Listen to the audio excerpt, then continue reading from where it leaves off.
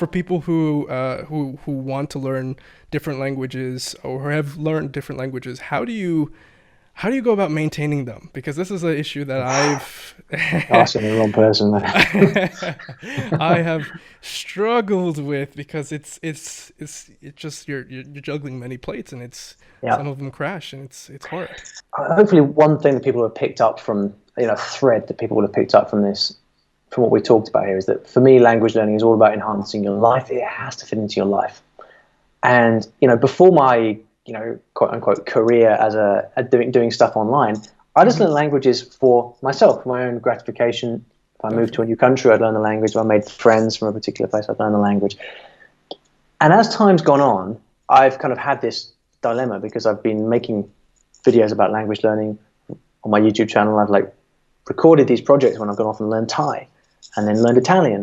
And Hmm. it's all there. I've recorded all of it. And then people ask me, "Oh, so how's your Thai?" It's like, I've forgotten all of it. That's the truth. Haven't spoken for five I haven't years. spoken Yeah. for 5 years, right? Yeah. Same with my Arabic, right? And so I went through a period of thinking, man, I've got to really maintain my languages and got to keep up appearances. But then, as I think probably an age thing as well, Hmm. where like, for me at this juncture, with my business, with family and all of that, Yeah. Life gets in the way. I'm getting more. I think I've got a better perspective of what actually matters, and Hmm. frankly, keeping up my languages so that I look good on YouTube just doesn't matter one bit. Gotcha. And so the truth is that I keep up my languages that I actually have a use for in my daily life. Right. So I speak Spanish and Portuguese fairly regularly. I do interviews on YouTube in both those languages, which are Hmm. kind of out there and searchable. And I have a good time doing that because I also really get on with Spanish and Brazilians and all that. So I enjoy doing that. I also use them with friends quite a bit. I speak Japanese a fair bit, Cantonese a fair bit, and French from time to time. Italian a bit less, and they're all kind of at different levels. Yeah. And but I just try to be happy. I know that with any of these languages, if I ever need them seriously at any point in the They future, can come back. they Yeah. come back. They'll come back to Yeah. me, right? They're not lost. The ones that are lost are the ones that I never got up to a strong intermediate level at. That's Those it. ones I think Yeah. are in trouble. But languages like my French or my Italian, which I got to a B2, Yeah. um, they are still there. They're never going to go, Yeah. and I can get them back when I need them. But I'm pretty. I just, for the last couple of years, I haven't really learned languages. Is the truth, but I'm happy with that because I'm focusing. I get a lot of fulfillment now from writing books, Hmm. from helping and teaching other people to learn languages, from a lot of different things. And so Gotcha. I just take a very kind of a very laissez-faire approach to the whole Yeah. thing.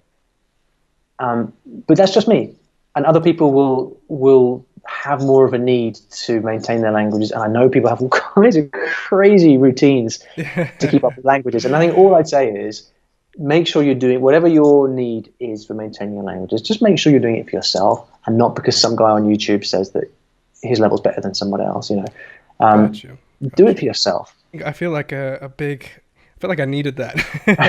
I felt like a Yeah. big weight kind of leaving off my chest, because I personally feel bad sometimes for not maintaining my languages. And you can ask my girlfriend, I'm very bad at maintaining everything.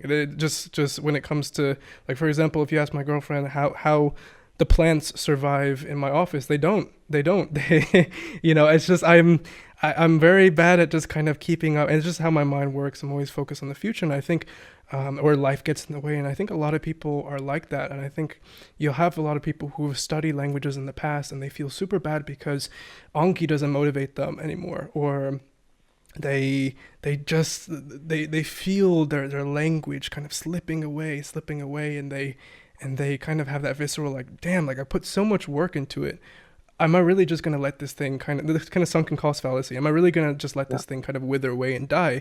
But I think for people to know, one of the things that people should know, I think is probably one of the most important. I think you just touched on this, is that if the goal is always learn a language to at least, and this is something I talk about a lot in my ebook, learn a language to at least a B1, or just if even if you don't know the rating system, an intermediate level, like a solid intermediate level, because if you learn it to that level, you will never forget it. If you learn it, you study it for 3 months here on Duolingo, and then you stop for 2 months, and you get back into it, you do a little audio course, and then you stop.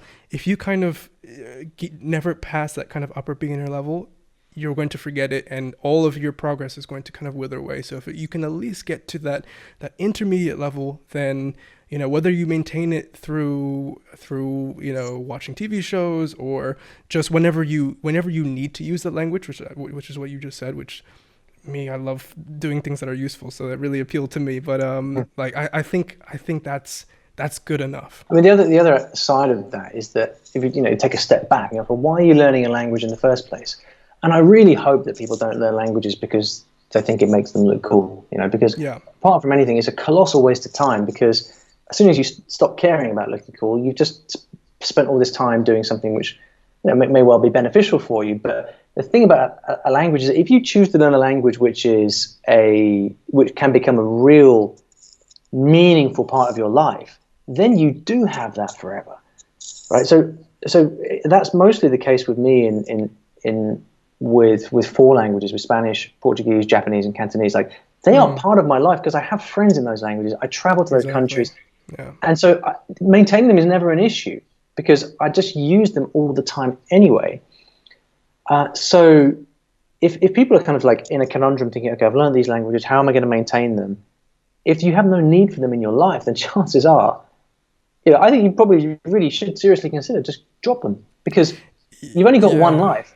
And what's the point of maintaining something you don't have any need for? That's something that I found that I think I might do with my Dutch. My Dutch, it's such a shame because I'm able to speak it to a good level, good enough to be able to actually study music theory at college in Dutch, which was, I don't recommend doing that. It was a nightmare. But because you had to learn 2 languages at the same time, more or less. But I'm letting it kind of drift away, and my nephew is half Dutch, and my sister speaks Dutch, and she lives in Amsterdam, and my brother-in-law is Dutch. So now I'm kind of demoting it to kind of a family language, where I say I don't care how well or how bad I can speak it. This is just for me to be able to connect with my nephew in the future, my sister, and my brother-in-law, and that's it. And that's the usage case here. Whereas for the other languages, I do want to kind of use them in more of a professional environment. But I think what you said is perfect. You need to kind of analyze, do you even have the need to maintain these languages based off of use, what your usage case. And if you find out that you're never going to use this language in the future, and you don't even read content in it, and you don't even watch stuff in it, then chances are it could be okay to let it die, especially if you've got it to an intermediate level. Then it never will truly die as well. It will always still kind of be there, and you can always reactivate it at a given time.